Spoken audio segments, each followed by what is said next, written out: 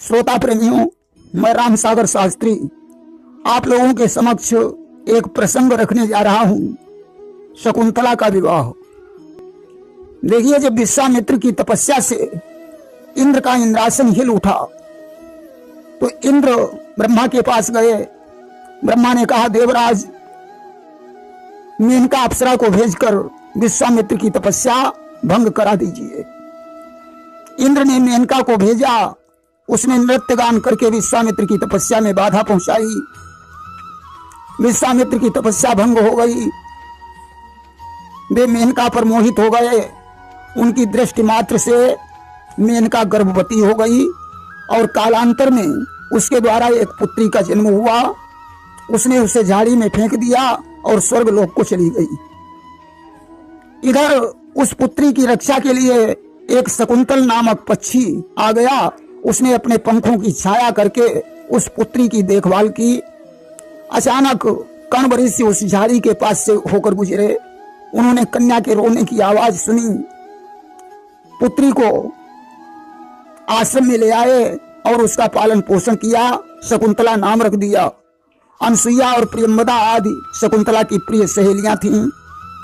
शकुंतला धीरे धीरे विवाह के योग्य हो गई। एक दिन की बात है, कण्व ऋषि आश्रम पर नहीं थे। हस्तिनापुर के राजा दुष्यंत शिकार खेलने के लिए गए। दैव योग से कण्व के आश्रम पर पहुंच गए कि कण्व आश्रम पर एक दिन जा पहुंचे दुष्यंत। रहता था जिस जगह पर 12 मास वसंत। कण्व आश्रम में 12 महीने वसंत रहता था। आश्रम में उन्होंने अत्यंत सुंदर रूपवती युवती को देखा, जिसकी कांति से आश्रम जगमगा रहा था। राजा उस युवती को देखकर मोहित हो गया। राजा ने उस सुंदरी से प्रश्न किया, हे देवी, आप कौन हैं, किसकी पुत्री हैं और इस निर्जन वन में क्या कर रही हो? आप निश्चित ही आप किसी क्षत्रिय की कन्या हो। हम पूर्ववंशी हैं और पूर्ववंशियों का चित्त कभी अधर्म की ओर नहीं झुकता। शकुंतला ने कहा, राजन, आप ठीक कह रहे हैं कि मैं गाधी तनय की पुत्री हूँ। मेनका मेरी महतारी है। वह मुझको कहीं छोड़ करके अपने लोक को सिधारी है। मैं विश्वामित्र की पुत्री हूँ। मेरी माता का नाम मेनका है, जो मुझे छोड़कर स्वर्ग को चली गई है। मेरा नाम शकुंतला है कि है परम दयालु मुनीष कण्वो, वह मेरा पालन करते हैं। इतनी ही सीमा के अंदर हम नरपति सदा विचरते हैं। महर्षि कण्व ने मेरा पालन पोषण किया। वे मेरे पिता के समान हैं। मैं इस आश्रम की सीमा के अंदर ही विचरण करती हूँ। इस आश्रम में आपका स्वागत है। कहिए राजन, मैं आपकी क्या सेवा करूं? आप आराम से बैठिए, भोजन कीजिए और जब तक आपकी इच्छा हो तब तक यहाँ ठहरिए। दुष्यंत ने कहा, सुंदरी, तुम्हें देखकर मेरे हृदय में यही आता है कि तुम मेरे साथ गंधर्व विवाह कर लो। शकुंतला ने कहा, राजन, मेरा भी यही विचार है कि मेरा विवाह तुम्हारे ही साथ हो जाए। कि तुम गुण निधि हो, गुण ग्राहक हो, मैं पहले ही से परिचित हूँ। हे मनमोहन, तुमसे पहले मैं इन चरणों पर मोहित हूँ। अस्तु, शकुंतला और दुष्यंत ने गंधर्व विवाह कर लिया। राजा दुष्यंत बहुत दिनों तक कण्व के आश्रम में रहे। कि फिर बोले, प्रिय मुद्दतों से सुनी मेरी राजधानी है।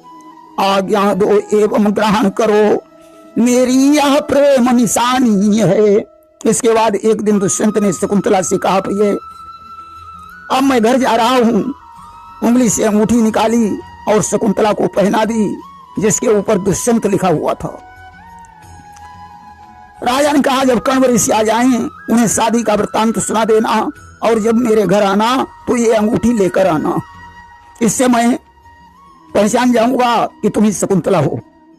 आज प्रेम चिन्ह प्रदान करके दुष्यंत हस्तिनापुर चले आए और उधर एक दिन की बात है, शकुंतला पति के सोच में उदास बैठी हुई थी। उसी समय दुर्वासा ऋषि आ गए। शकुंतला ने उन्हें प्रणाम नहीं किया। आप तो जानते ही हैं दुर्वासा ऋषि बड़े क्रोधी महात्मा हैं कि लोक वेद विदित इतिहासा अजानत सब क्रोधी दुर्वासा। आज क्रोध आ गया, शकुंतला को श्राप दे दिया कि जिस पति के मोह में आकर तूने मुझे प्रणाम नहीं किया वो तुझे भूल जाएगा। इसके बाद कण्व ऋषि आ गए। शकुंतला ने सारा वृत्तांत सुनाया। कण्व ने कहा, अर्थो ही कन्या पर किए मेव, कन्या तो पराया धन ही होता है, इसलिए पुत्री तुम सानंद अपनी ससुराल के लिए प्रस्थान करो। आज कण्व जैसे तपस्वी की आंखों में आंसू भर आए। जिस समय शकुंतला ससुराल जा रही थी, फिर भला साधारण गृहस्थ लोगों को कन्या की विदाई के समय कितना कष्ट होता होगा। शकुंतला बच्चों को पानी पिलाए बिना पानी नहीं पीती थी। फूलों से इतना प्रेम था कि उन्हें तोड़कर श्रृंगार नहीं बनाती थी। शकुंतला ने आज वृक्षों को प्रणाम किया। हिरण के बच्चों ने शकुंतला की साड़ी पकड़ ली। शकुंतला ने कहा, वत्स मुझे जाने दो, आज से तुम्हारी देखभाल महर्षि करेंगे और मेरी सहेलियां तुम्हें देखेंगी। शकुंतला अपनी सखियों से मिली, उनकी आंखों में आंसू भरे हुए हैं। आज कण्व ऋषि को प्रणाम करके शकुंतला जब आश्रम को छोड़कर जाने लगी, कण्व ने कहा, पुत्री मैं तुम्हें आशीर्वाद देता हूं, तुम सर्वदा प्रसन्न रहो।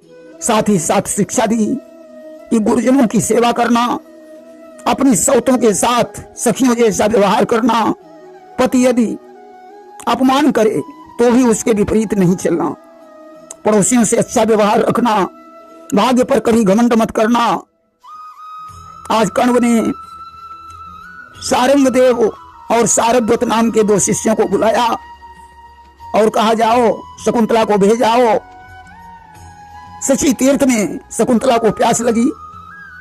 पानी पीने के लिए शकुंतला सीढ़ियों से नीचे उतरी। अंजलि में जल लेते समय वह अंगूठी सरोवर में गिर गई। शकुंतला का ध्यान अंगूठी पर नहीं गया।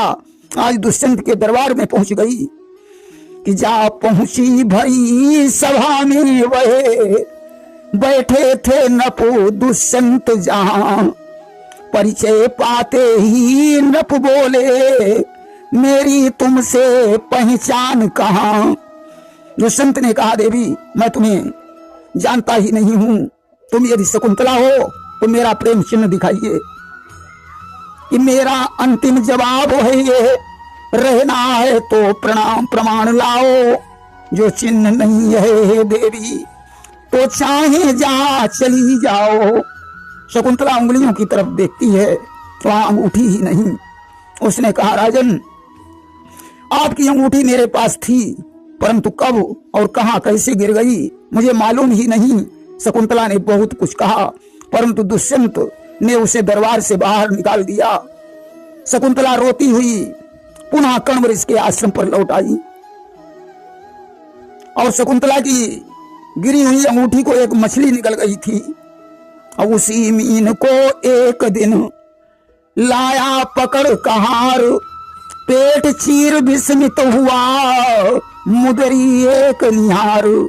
उसी मछली को एक दिन एक मछुआरा पकड़ लाया। जब उसने उसका पेट चीरा तो पेट से एक अंगूठी निकली जिस पर दुष्यंत लिखा हुआ था। मछुआरे ने वो अंगूठी दुष्यंत के पास भिजवा दी। अंगूठी देखकर राजा को शकुंतला की याद आ गई। उन्होंने उसका पता लगाने के लिए सेवकों को भेजा, मगर कोई पता नहीं चला। शकुंतला उस समय गर्भवती थी, अतः कण्व के आश्रम पर शकुंतला ने एक बच्चे को जन्म दिया। कण्व ऋषि बड़े प्रसन्न हुए, उन्होंने उस बच्चे का नाम भरत रख दिया। कण्व ने उसकी सुरक्षा के लिए एक काला धागा अभिमंत्रित करके उसके गले में बांध दिया और आन लगा दी कि माता पिता के अलावा जो कोई इस धागे को छुएगा तो ये सर्प बनकर उसे डस लेगा। भरत सिंह के बच्चों के साथ खेलता था, इसलिए वीर बना। आज के बच्चे किसके साथ खेलते हैं? पिल्लों के साथ। अब आप बताओ ऐसे बच्चे वीर कैसे बन सकते हैं? पहले बच्चे को लोरी गाकर माताएं सुलाती थीं, वीरों की गाथाएं सुनाती थीं। आज बच्चे को माताएं कैसे सुलाती हैं? बेटा सो जाओ, नहीं तो बिल्ली आ जाएगी, तुम्हारे कान काट ले जाएगी। बच्चा ससेट जाता है। कहानी सुनाती हैं तो किसकी? एक चिड़िया थी, ये कहानी सुनाती। बेचारा बच्चा वीर कैसे बन सकता है? आज तो एक दिन की बात है, महाराज दुष्यंत देवराज इंद्र की सहायता के लिए गए हुए थे। वापस लौटते समय वे कण्व के आश्रम पर पहुंचे, जहां 5 वर्ष का बालक सिंह के बच्चे के दांत गिन रहा था। ये दांत गिन रहा था खड़ा उस बच्चे के लाल। आ पहुंची उस जगह पर एक नारी तत्काल। तभी शकुंतला की सहेली प्रियंवदा आ गई। उसने भरत से कहा, सिंह के बच्चे को छोड़ दो, अन्यथा सिंहनी तुम पर हमला कर देगी। भरत ने कहा, आने दो सिंहनी को, मैं उससे भी निपट लूंगा। अचानक हाथ पांव चलाने से वो धागा छूटकर गिर गया। दुष्यंत ने आगे बढ़कर वो धागा उठा लिया। प्रियंवदा रोकती रही, ये धागा सर्प बनकर काट लेगा, परंतु तब तक दुष्यंत ने उस धागे को उठा ही लिया। अब प्रियंवदा को ज्ञान हो गया, मालूम पड़ता है यही दुष्यंत हैं। उसने राजा से पूछा, क्या आप महाराज दुष्यंत हैं? राजा ने कहा, हाँ मैं ही दुष्यंत हूं। आज प्रियंवदा दौड़कर शकुंतला के पास पहुंची कि प्रियंवदा ने जा कहा शकुंतला से हाल। पत्नी ने पति चरण ने दिया शीस निज डाल। उसने शकुंतला को सूचना दी। शकुंतला ने आकर अपने पति के चरणों में मस्तक झुकाया, भरत को आगे कर दिया और कहा, प्राणनाथ ये अपना पुत्र भरत है, इसे अपने हृदय से लगा लीजिए। अब तो इन्हें भरत पर भी शंका हो गई कि आकाश मार्ग से उसी समय सुर बोले, राजन रहम करो, मिल गया प्रमाण मान रखो, प्रिय शकुंतला को ग्रहण करो। उसी समय आकाशवाणी हुई, राजन यह आपका ही पुत्र है, शकुंतला को ग्रहण कर लो। अस्तु आकाशवाणी सुनकर राजा भरत पुत्र और शकुंतला के सहित हस्तिनापुर वापस आए हैं। देखिए, भरत के नाम पर ही हमारे देश का नाम भारत पड़ा। भरत ने आगे चलकर 27,000 वर्ष राज्य किया, 133 अश्वमेध यज्ञ किए। विदर्भ नरेश की 3 पुत्रियों के साथ इनका विवाह हुआ। राजा के यहाँ कई काले कुरु पुत्र पैदा हुए। रानियों ने उन्हें राजा से चुराकर गंगा जी में फेंकवा दिया। इस बात का पता राजा को नहीं चला। इसके बाद भरत जी कण्व के पास पहुंचे। कण्व ने एक मंत्र प्रदान किया और यज्ञ का आयोजन करवाया, जिससे इनके यहाँ भरद्वाज नामक पुत्र का जन्म हुआ। प्रेम से बोलिए वृंदावन बिहारी लाल की जय।